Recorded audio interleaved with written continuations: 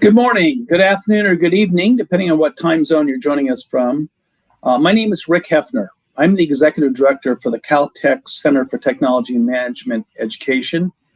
And on behalf of Caltech, let me welcome you to today's presentation of Elevated. As some of you may know, Elevated is a monthly series that is produced by Caltech to basically talk with professionals about some of the topics important to us in our professional life.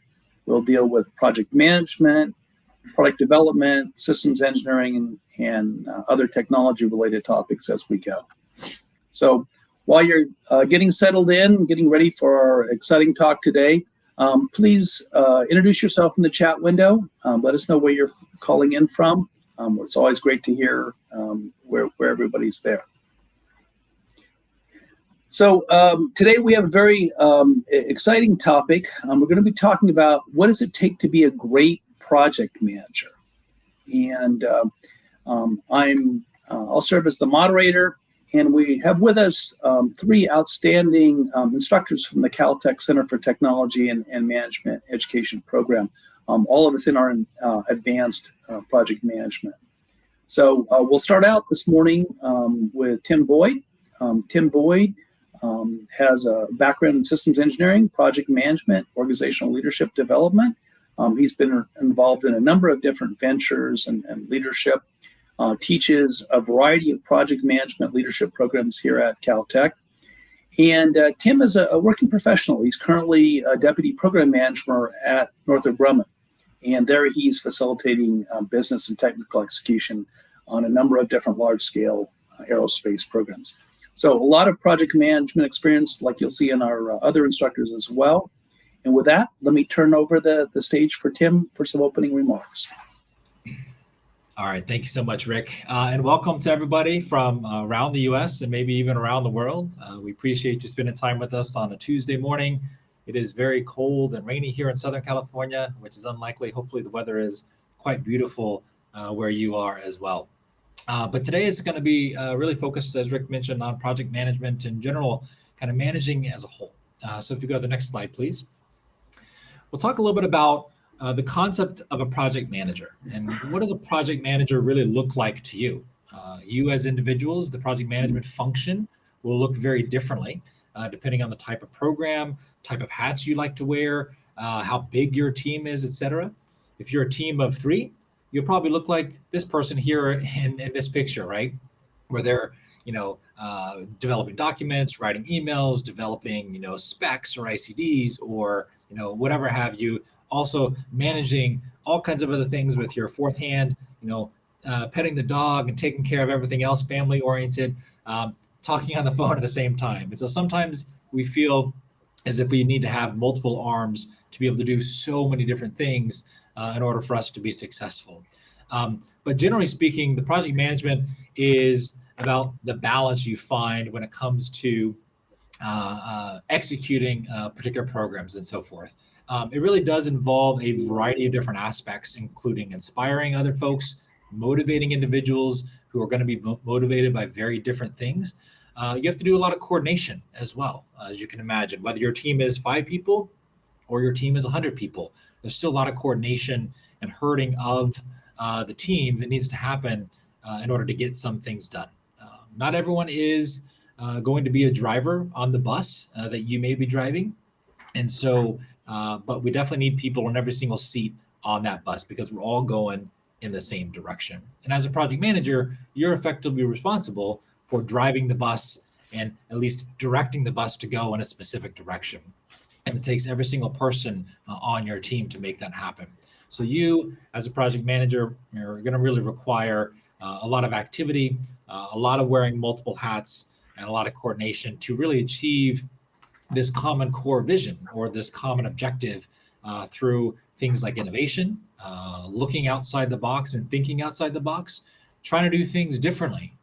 Because you can imagine from project to project, everything that you've done on a previous project may not necessarily work on the current project. And that could be due to a variety of reasons. It could be due to the fact that you have a very different team who responds and reacts differently to being tasked, or they have different skill sets, or maybe even the project that you're working on now is technically different, or it has a different outcome, or a different activity that you're developing and delivering to your customers. Obviously, risk optimization is a big proponent or a big component of project management. Looking ahead and kind of having that systems thinking perspective, the big picture view about what you can actually do in terms of real life execution, and what really is the biggest risks that you have coming down the pipe. Because the biggest risks that we have are kind of the unknown aspects, but it's up to us to be able to evaluate what the unknown items are. I once did a panel a couple years ago with John Ehrenberg, who was the chief engineer of the James Webb Space Telescope. And we were talking to a bunch of new next generation scientists, engineers from UCLA. And someone asked him, what keeps you up at night? And this is well before James Webb had actually launched into space. And he said, it's not the technical design, it's not the mission, it's not anything else about the system, because we've done everything we possibly can, and we believe that there are not going to be any technical issues or challenges with the mechanical design or the actual physical component of the system. He said what keeps him up at night is, were we smart enough to sit around the room and think through conceptually the unknown unknowns, right? The things that we don't even have an idea of what they are, but were we smart enough collectively to input our thoughts into the pool of shared meeting and collectively come up with those ideas and really shine some light on the unknown unknowns to really identify backups or fail safes for those types of situations. And so far, they've done a really great job based on the progress and the success of the James Webb Space Telescope. The other aspect is taking advantage of multiple opportunities. As a project manager, you're going to have many opportunities for collaboration, for execution, for efficient driving of the team. And so you have to look at the opportunity space that you have in front of you and really think about how you're going to move forward effectively. And then just generally, again, whether your team is 5 people or 100 people, there's going to be dynamics within the organization, and everything is going to be moving very quickly and potentially at a very rapid pace. I've worked on teams very small, but now I work on teams that are on the order of about 100 people. And again, the dynamics of that organization isn't different. It just scales to the level of people in that organization. So you have more dynamics to work with and to potentially manage through. This is a really good pyramid plot here. It's the key dimensions of entrepreneurial leadership from Purple Crest. They actually just kind of go through some of the key foundational elements, which I really like to talk to in general. But using this really as a reference, I think the most fundamental core piece that you can do as a project manager is really to get to know who you are, how you like to execute, and what really drives you. I think knowing yourself is the kind of the core pinnacle and the foundation of what you as a project manager need to understand. Obviously, focusing on the who before the what. Who are you doing this for? Who's on your team? Who's part of that aspect? And then obviously looking forward to the future vision. You can't operate or execute a project, in my mind, without really understanding where you're going or where you want to go. So having a setting a clear vision is really critical for you to be able to execute towards that goal effectively.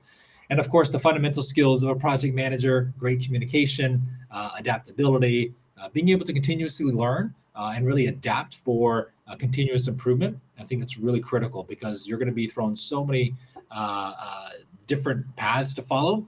And it's up to you to decide, hey, do we want to go down the same path we did last time, or can we take a detour because we've learned something new? And then just generally creating a very conducive atmosphere to growth and allowing people to create these high-performing teams, and also psychologically safe environments for people to thrive on your team and in your organization. So next chart, please. So I think I always like to talk about project management and how it requires a balance, right? We mentioned a little bit about knowing yourself, or temenosce in Latin. You have to really know who you are before you can really invite other people to follow you.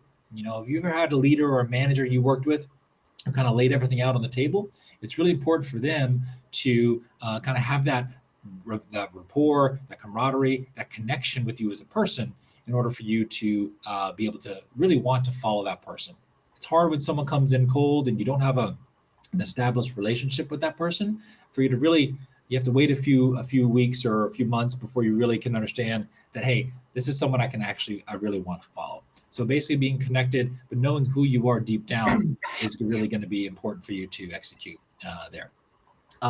Something I love to say is that passion and hope is not a good long-term strategy. It has to come with a different balance of many things, right? Now, I'm not to say that you can't be passionate. I think passion is a critical table stakes aspect, but you have to be passionate to get things done. But you also have to deliver stable results and execute and show progress, and not just expect and hope that some things are going to get better down the road.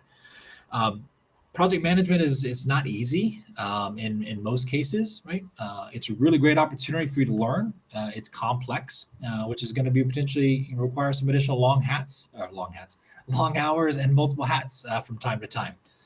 If you like being challenged, project management is definitely a place for you, because you're going to be challenged every single day with very different challenges that are going to come your way, and you're going to have to gain that experience in multiple areas in order to effectively navigate those challenges that arise on the daily basis. And then I think one of the biggest takeaways that I've learned from project management, coming from the technical ranks in the early stages of my career, where you become the technical expert and you don't really need other people's help to execute.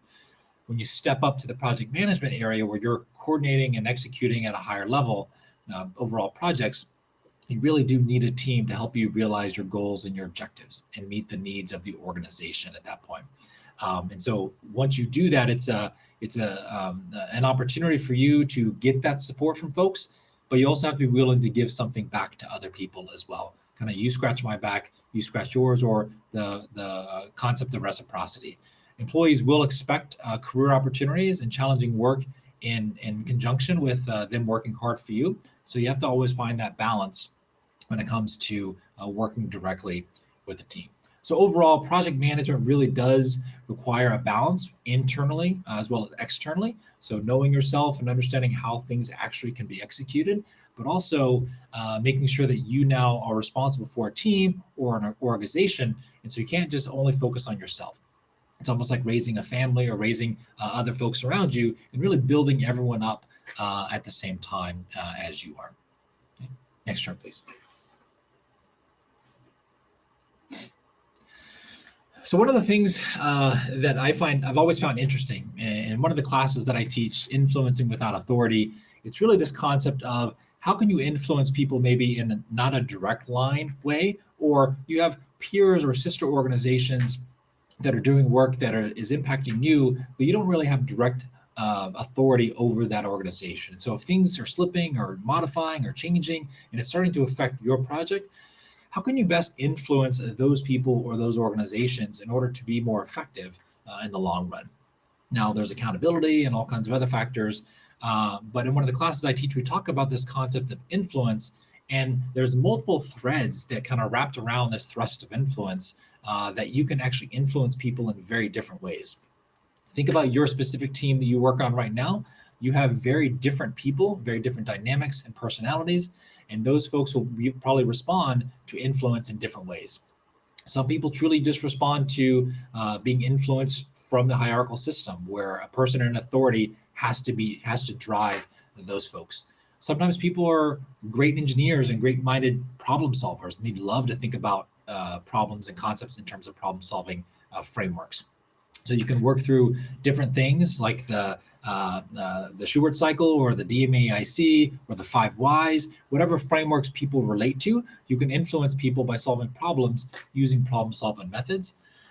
There's always communication that we always can communicate with folks. Some people love to communicate through verbal, through written, through visual, through subconscious clues, etc. So very different ways, and people will respond very differently. So that has to be an adaptable skill you as a project manager are going to have to collect and tailor over time for your team.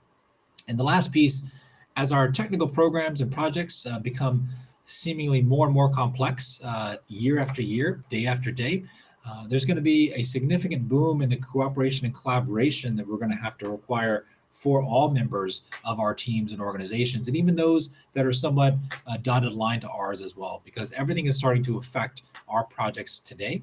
And so the cooperation and collaboration aspect is really going to be a huge component of our ability to influence others as well. So these four threads, they're consistently intertwined with each other, and they're not necessarily, while they're still independent, when they come together, they build this powerful tool, a powerful toolbox, if you will, for us to be able to create this incredible presence of influence where we can really drive and really make things happen within our teams and within our organizations. So lots of these topics are available in multiple courses that we have as a part of the Advanced Project Management. I teach a class on entrepreneurial leadership, things like that as well, influencing that authority, organizational leadership. But by all means, project management is here and it's here to stay. And it's a really critical aspect of the future of execution. Thank you so much. Thank you, Tim. So we're hearing today about some different perspectives from some of the Caltech instructors on what it takes to be a great project manager. And I hope as you're listening, you're thinking about the skill sets that you currently possess, the experience that you have, and thinking about how you're being viewed in the workplace as a project manager. Do people see you as a competent project manager, a good project manager, or a great project manager? As we know, people that are viewed as great project managers have a lot of choices in terms of the sort of things that they get assigned to, and you can align your interest more with your work-life balance considerations and with just your general interests in your career. So we're hearing some different perspectives. Thank you, Tim, for your thoughts. And now we'll hear from David Shostack. David Shostack is another one of the instructors in the Caltech CTME Advanced Project Management Program. David has a wide variety of experiences in advanced technology, marketing, business development, and a variety of different engineering programs, and supported a lot of people in engineering applications and other areas as well. So, David, let me turn it over to you. Good day, everyone. Hope everyone's doing well today, staying dry or whatever, or sunny or whatever.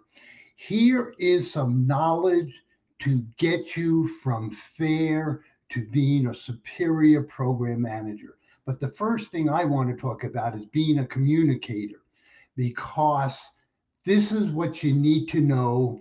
You need to say the right things in the right way, in the right place, at the right time. People sure communicate in funny ways. We rely on emails and voicemails too much. I believe more in go see that person, get up out of your chair and go talk to them. Or in today's world, you could use Zoom, okay, instead of talking them one-on-one. So I want to talk mainly, I'm starting off about the essentials of being a great communicator. And as you can see on this chart here, I also listed things that you need as skills to be a good project manager, whether it's vocal variety, gestures, whatever. And I teach a course in critical communications. So that's one of the things is, first thing about communication is business communication, the root of virtually all success, whether it's marketing, sales, management, leadership. These are all things you're going to need to control and work with and understand, receiving all types of stakeholder information. But one of the first things I also did want to say is know yourself. One of the key things you need to know is, what are your strengths? What are your weaknesses? How are you going to take your weaknesses and turn them into strengths? How do you feel about yourself? Sit down and have a long talk with yourself, because that's what I've done many times. What am I doing well? What I could do better? And always trying to think about what can I be. But remember, to be an effective project manager, you need to have superior, if not good, communication skills. So that's the main thing about knowing yourself. The other thing is you got to know how to control your communication. Who should get it and when? So control it. Remember, you need to manage your communications in a process that's surely timely and appropriate. It's a collection of many things. You have your complete management plan. You have your project documents. I mean, I can list a whole bunch of them, whether it's status reports or so forth and so on. And so distribution, storage, retrieval, how are you going to manage that? You need to know how to manage your communication because you want it to be done properly and get to the right place at the right time. As I said, what to manage? Whether it's status reports, change logs, action item reports, lessons learned, register, what do you call it? Your lessons learned register, quality reports, so forth and so on. The next thing is you need to know about is barriers to oral communication. As a leader, you're going to need to use how to control, how to communicate with barriers because people get angry, dealing with emotion, dealing with people who present obstacles to you, dealing with stress. Project manager, you are stressful, okay? So how about ineffective listening? There's also when you talk, I kind of call it noise in the transmission, and then there's also noise in the what do you call it? In the receiving end, your ears, okay? You got two ears and one mouth, so you got to listen a lot. What we have next slide, please, is dealing with people and going from fair to superior. So let me talk about organize, manage, and lead people. It's really hard dealing with people. It's the hardest thing you'll ever do. I have a saying about that, and it's kind of a humorous saying. You think putting a person on the planet Mars is going to be hard. I say try relationships. That's even harder. Dealing with people is going to be one of the hardest things you ever did. Why? Because each one of us is hardwired differently. And we see the world differently, especially as a project manager. How are you going to deal with that? So dealing with people is a bit hard. Now I kind of say, what are the fundamentals? What are some of the things you need? You need to be a role integrator. You need to be a speaker and communicator. You need to lead. You're the leader of people and teams. So you need to know that. The next thing is, basically as a project manager, what are we? We're a team facilitator. We want people to move along, to get to the end of the project, be successful, whatever. You need to make decisions. You're a decision producer and a decision maker. Who's allowed to make a decision? Who's not allowed to make a decision? These are all some of the things you need to do. What about team building? What do you do for team building? You got to think about it. You're the one to do that. I used to bring a plate of fruit in, Wednesdays and Fridays at 3:00, and people loved that because you know what it did about bringing in a plate of fruit? At the end of the project, they said, "Oh, it showed you cared." Bagels, donuts, whatever, it works. Remember, you're the team champion. As the project, you are the champion of the team. You represent the team. What about meet the needs of the team? What is it that your team needs? You got to help them all along. Maybe you got to take on some responsibilities they can't or don't want to. Now, also, you got to support overcoming the obstacles because you're going to find obstacles from your customers, from your bosses, from the team itself. Now, one of the other things I say you need to be is an honest broker. What I mean by that is you take no sides, okay, in a dispute or argument, because you're working for what's the best for the project. I used to get hardware people say to me, you know, those software people aren't doing so good. And the software people would say hardware people aren't doing so good. But you get them together, and it's not that I'm representing one or the other, and then they work it out. And it's kind of funny. The hardware people would say, oh, software, you doing that? Oh, so then I don't have to do this. So got them together. But also I represent the project. I don't represent any one person or any side. You got to do what's best for the project. The next thing I want to talk about, the next slide, is things to consider. You know, the thing here is, here's an acronym I put together on leadership. I took it and said, well, got to have long-term vision. You got to be excellent. You got to be an advanced planner, discipline. And you could see you would have a really good monopoly, what do you call it, word if you could put it all together. And so here's an acronym made. Also, the other thing I said, see, a little paranoia is good. I find it's good because it makes you push yourself in a direction that you want to go into. What makes a project manager succeed in the real world? There are things, a couple of things that I once wrote down and said, this is what you got to consider. Are you adaptive in the situation? Can you, I like to use a military term, adapt, improvise, and overcome. Because every day you're going to be facing situations that are hard. But how are you going to get over it? You got to think out, as we say, out of the box, okay, sometimes to get through it. Are you organized and structured? Working with some form of order will make you more efficient. You need to be structured, organized, disciplined in what you're doing. I found what works for me is color coding my files and stuff. So if I look on my desk, I could see a red file, that's for project A. If I see a blue file, that's for project B.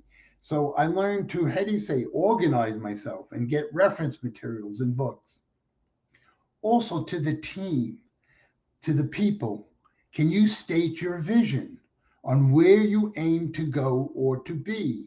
Describe the project mission and what makes the team different. What is it that you can do? Can you deal with people well?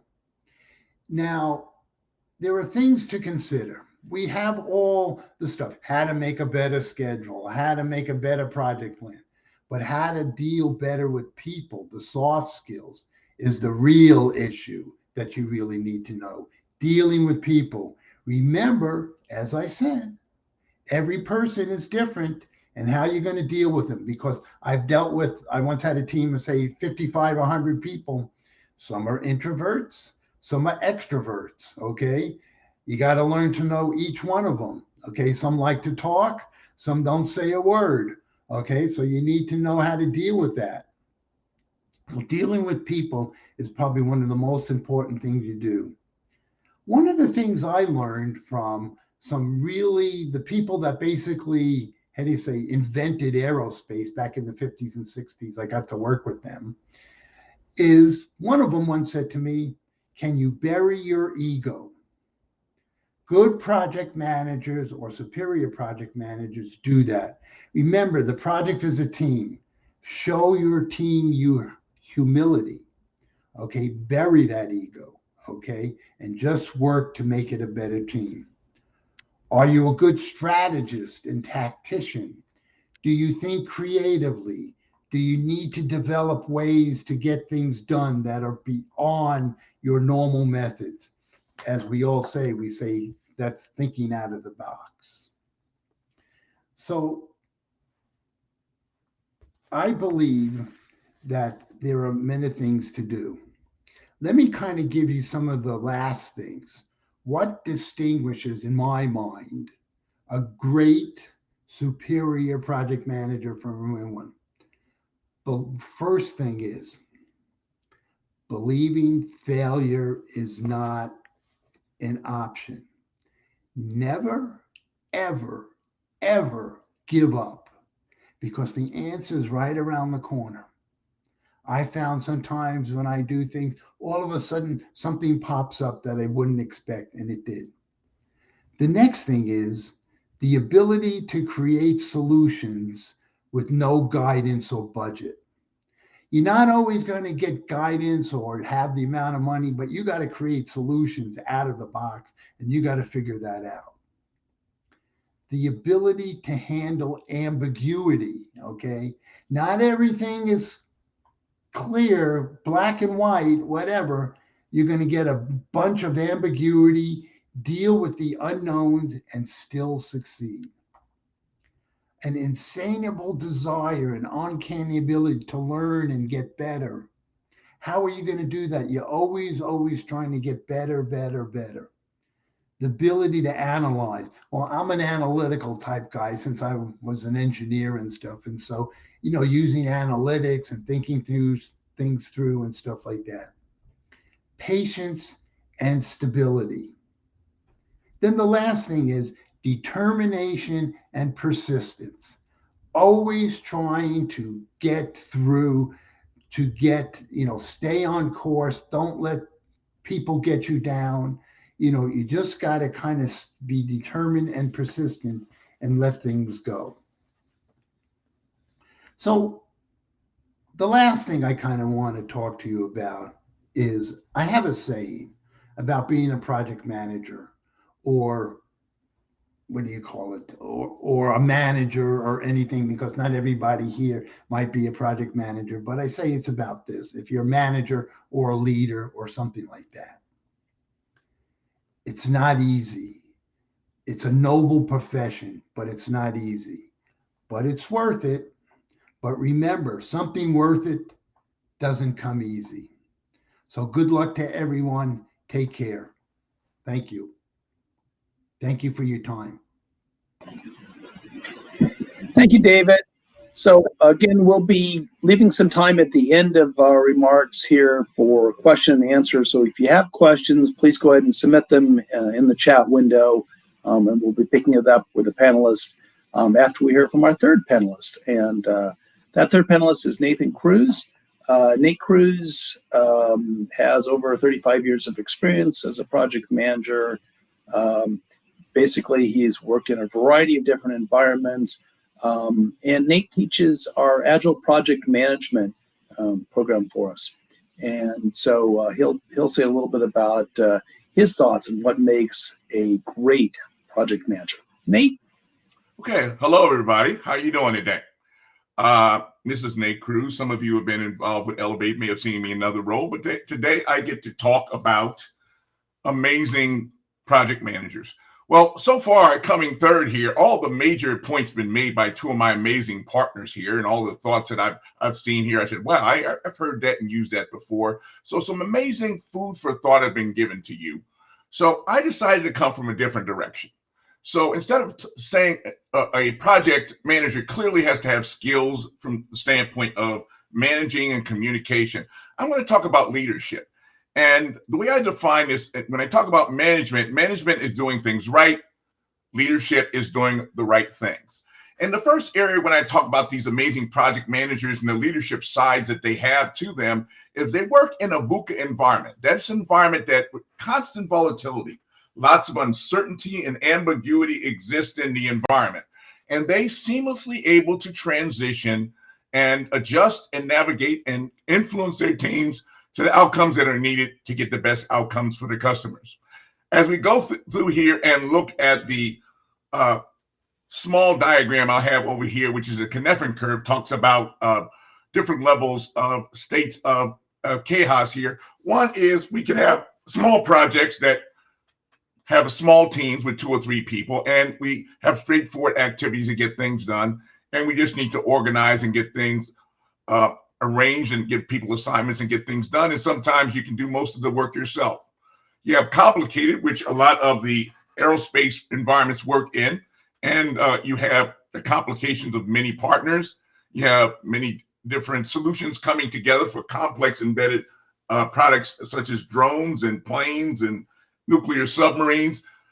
And then you have those products that fall into the area that I work in agility, that is about complex. So as we go in complex, there's a significant amount of uncertainty. It's about going around and you start out with part of the solution, just enough to get started. And from there, you go forward and evolve the solution by working with the customer, dancing with the evolution of the outputs, looking at what has been delivered and adapt and adjust to what we see, and allowing the customer to invoke change. These days, customers not only want to have results, better, faster, cheaper, but they also want to have the ability, as things change in the marketplace, they can change the dynamics and parameters of projects. Now, those of you who are our project managers and those on the panel here, that's an interesting topic, really. And it changes the bullseye constantly. And that's not a situation that you want to have, but it's what the customer wants. It's great leaders and amazing leaders are customer-centric, and they'll deal with the complexity, the ambiguity, uncertainty, and figure out things through the amazing skill sets of the knowledge workers that they're working on. So if we could move on to the next slide here, we'll keep this discussion going, please. So how do we do this? We do it through 4 C's. So this, I would say that these leaders have to be learning leaders, where they are learning the current situations constantly and adjusting, and also learning new ways to influence the teams underneath them, whether they're programs, whether they're entire organizations and corporations. They are constantly learning how to deal with things. Now, what are they dealing with? Well, one way of encapsulating that in, it's what I call the 4 C's. One is complexity, understanding the complexity of what the client needs. And a lot of this is being customer-centric.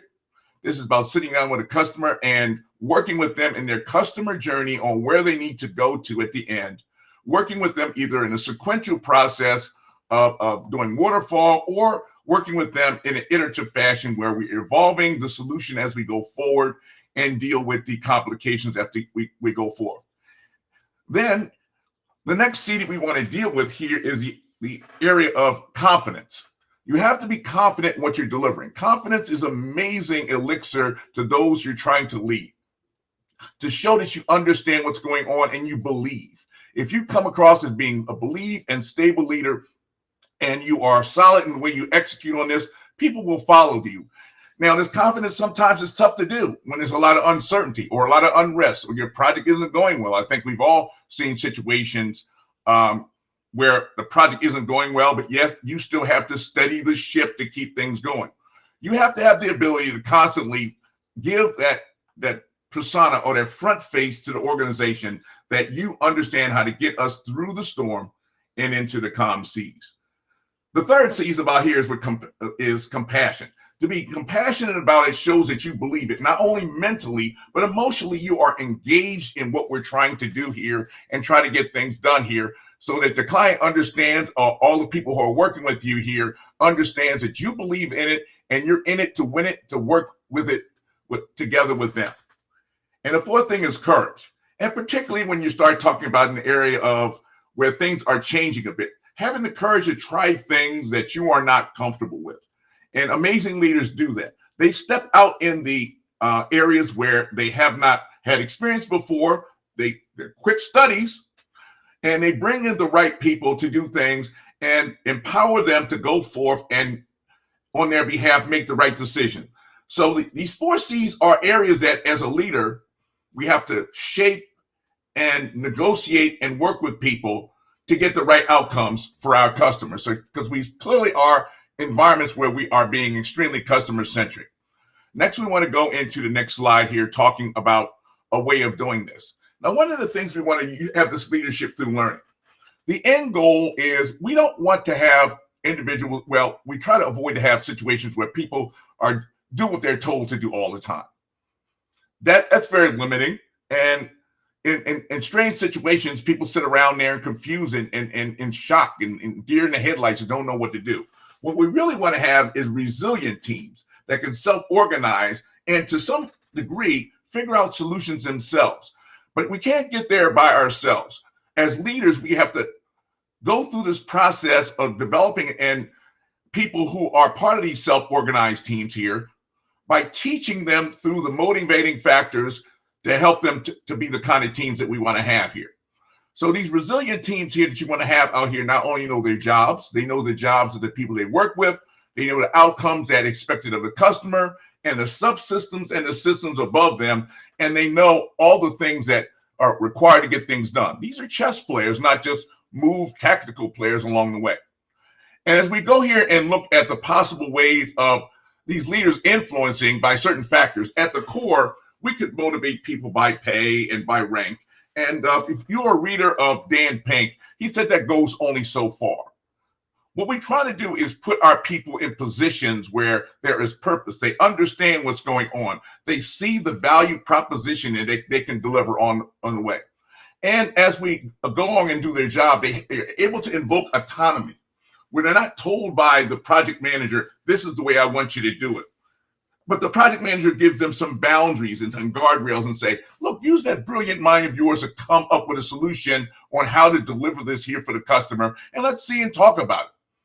That means that shows confidence in the leader that I believe in you. I trust you. I think you are amazing here. And I don't want to tell you what to do. That would be counterproductive. I want to let you to do and figure out yourselves here. And it shows the confidence that all people want to do, regardless of where they are in the organization. And then there's co-intelligence. That's partnering along the way. That's where we use the intelligence of many different teams cross-functionally to get things done by bringing the amazing individual skill sets together, bonding them together as an essential motivating core factor as we go along. Now, as to get things done, we have to provide directions as project managers. Some of those things is through the power dynamics. Obviously, in the position, you've been given the authority to be in control of the project and give people direction on how to get things done. But you don't always have to do that constantly to get things done. You can motivate people. You can give them challenges. You could ask what their thoughts are. You could get their opinions, and collectively, after getting their opinions, then you make a collective decision here. So you don't always have to lead from being in front. Sometimes you can lead amongst the members as we go forward here. And using collaboration. Collaboration here has been an amazing factor, particularly when I look at it from an agility standpoint. A lot of great things are done through collaborations where people work together. And when you team of 3, 1 + 1 + 1 is significantly more valuable than 3. So we use these factors here. As we collaborate and connect, we also need to embrace conflict. In some ways, people look at conflict and say, yeah, that's not such a good thing I want to avoid. But sometimes conflict forces us to challenge ideas and put pressure in. And pressure creates diamonds, folks. And in there, we come out with better solutions. And by working this internal circle of motivators and the outer circle of these resilient factors of drivers here, we come up with these resilient teams that we put out in the marketplace. And yes, I give them guardrails and I give them the general direction of where we want to go, but I don't have to tell them exactly what to do. That frees me up to be amazing leaders in other things and focus on other areas, such as talking to the clients and think about new opportunities. So growing these resilient teams here, whether we're talking waterfall or whether we're talking agile, really gives us great team members here that we can grow from and thrive and get the amazing results that the customers are looking for. Now, this is all based off the thought patterns on leadership that we heard initially in our first January session from Diana Larson here, talking about leadership without blame. So now we want to transition to another area of leadership here, which we call servant leadership, which we'll talk about on the next slide. Now, this is a topic that we bring up and talk about quite extensively in our class here, talking about agile project management. Well, servant leader is something that we say are scrum masters, which is facilitated leaders, and also the team members need to have here for the team to thrive and to deliver amazing results to the customer. And servant leadership is first about serving others. It's about looking at the team as a value chain. And when we have a weak member of the team, that means that the entire chain is weak.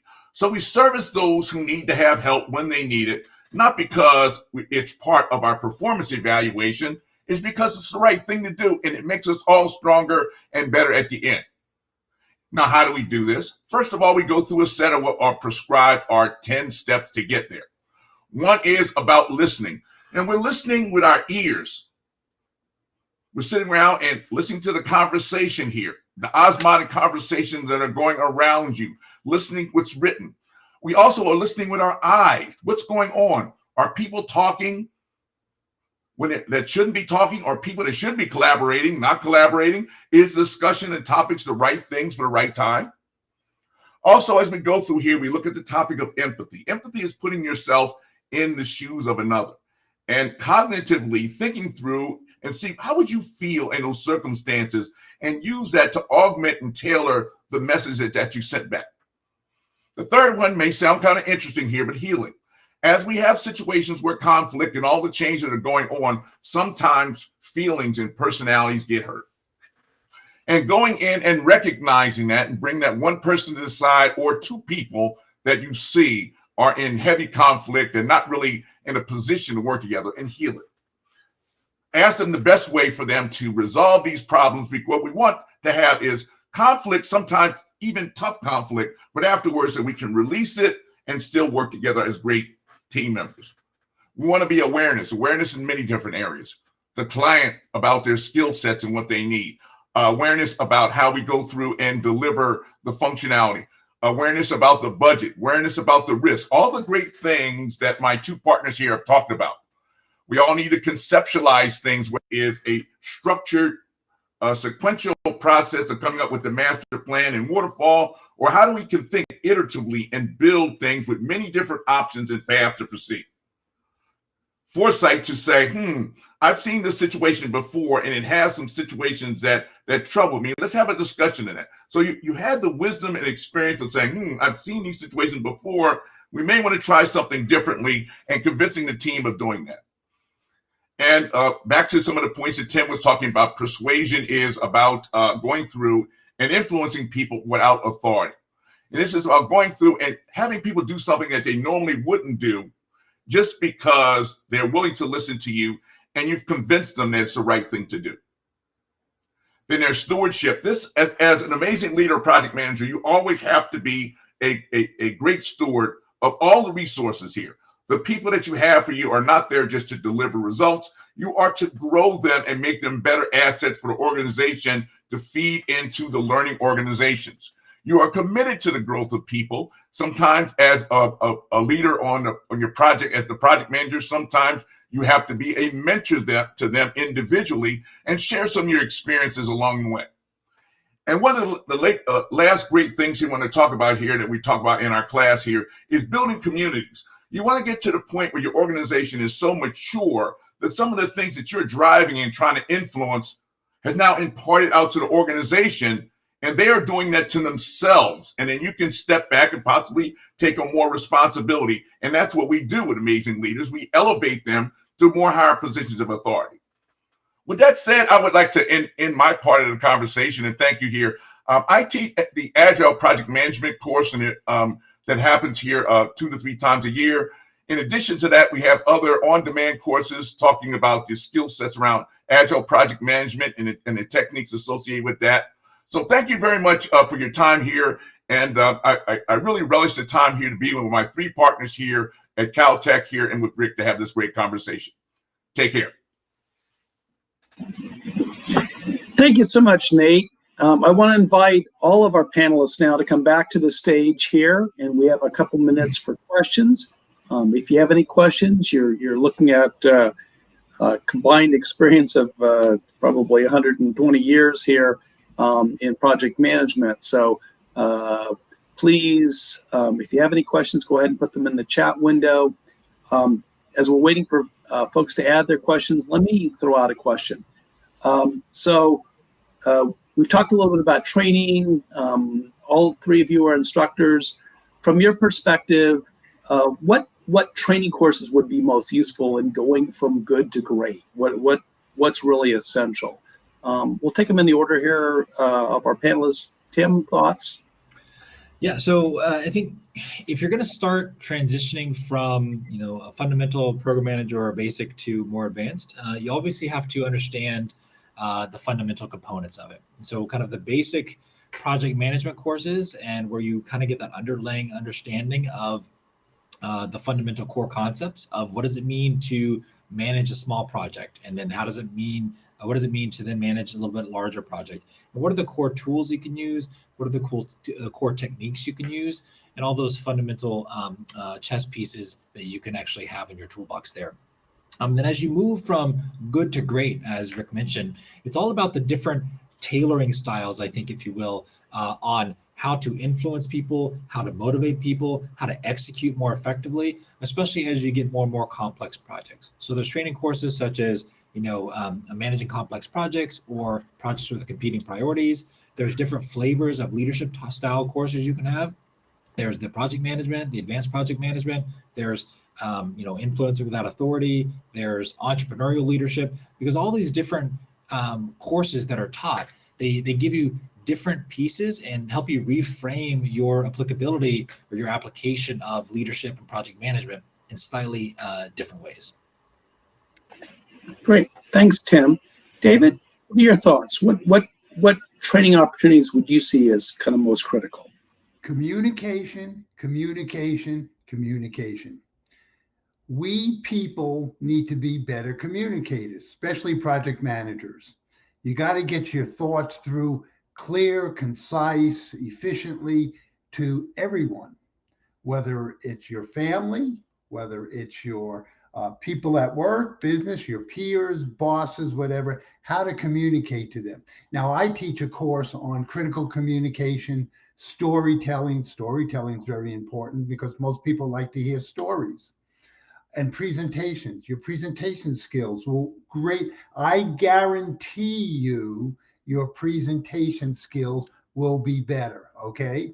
I guarantee it, because you will learn absolutely something about how to present better, so forth and so on. So I am a big believer in communication. That's one of the things that would make you a much more superior person. Because if you get up in front of the bosses, the presidents, the whatever, and you can communicate to them in clear, succinct terms, they love you, they respect you, so forth and so on. So communicate.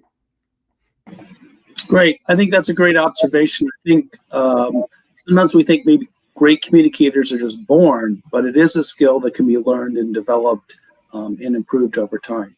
Nate, what are your thoughts? What training opportunities would you suggest for people to improve their skills, or even other opportunities? I think as we go forward here and look at the basic skills, getting that solid foundation and what project manager is and the skills necessary in getting the training and mentorship. But above that, a lot of soft skills. One is building relationships is amazing here. A lot of things that you have to do sometimes are beyond the scope of what you can do. And having those relationships with people that you can call up, and sometimes it's a favor.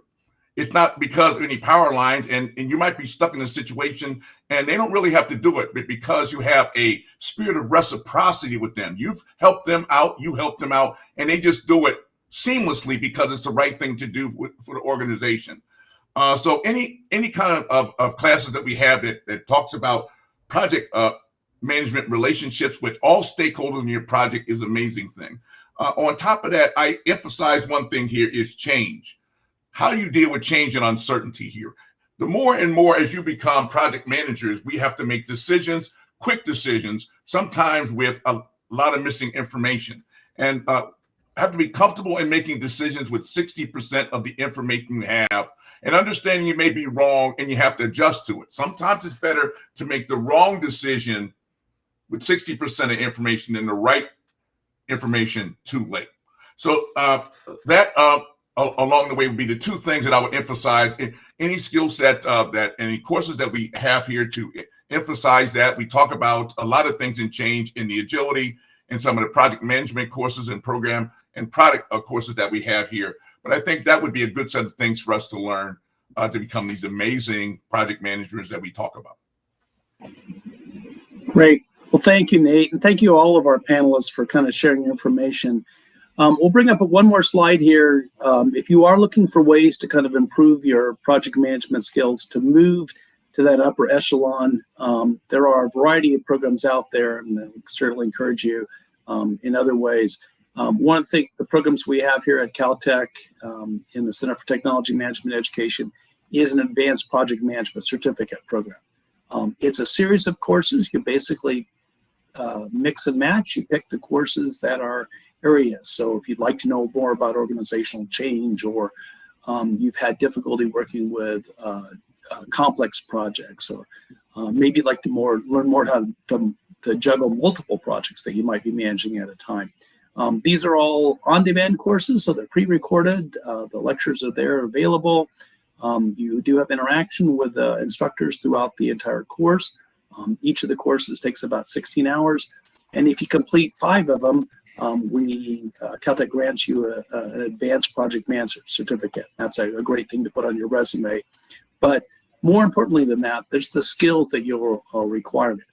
These programs are all qualified for PDUs. So if you're a project management professional looking for ways to continue your certification, those are available too. So go to the website if you have more information. I want to thank my panelists again for some great insights on project management. And I want to encourage you to tune in next month. We'll have another exciting topic about project management, product development, and systems engineering. Thanks everybody for your time, and I hope you have a great day.